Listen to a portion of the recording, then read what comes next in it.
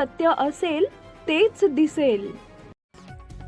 बोरावणी जिल्हा परिषद गटातील राजकीय वातावरण आता चांगलंच तापू लागलंय.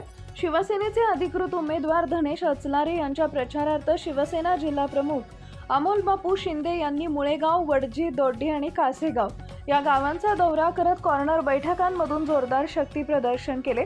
या दौऱ्यामुळे बोरावणी गटात शिवसेनेनं प्रचारात मोठी आघाडी घेतल्याचं चित्र दिसतंय.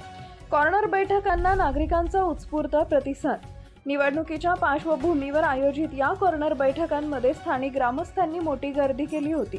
धनेश अचलारे यांच्या प्रचाराचा शुभारंभ करताना अमोल बापू शिंदे यांनी विरोधकांवर तोफ डागली. धनेश अचलारे हे सुशिक्षित आणि जनसेवेची ओढ असलेले उमेदवार आहेत. बोरावणी गटाच्या सर्वांगीण विकासासाठी त्यांना बहुमतानं विजयी करा असं आवाहन शिंदेंनी यावेळी केले.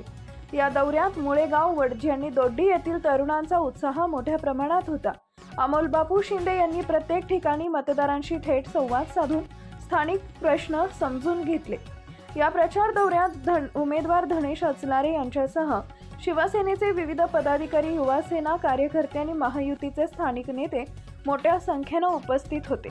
मुळेगाव आणि कासेगाव येथील बैठकांमुळे विरोधकांच्या गोटात अस्वस्थता पसरली असून अचलारे यांच्या बाजूने मतदारांचा कल वाढत असल्याचं या शक्ती प्रदर्शनातून स्पष्ट झालं आहे.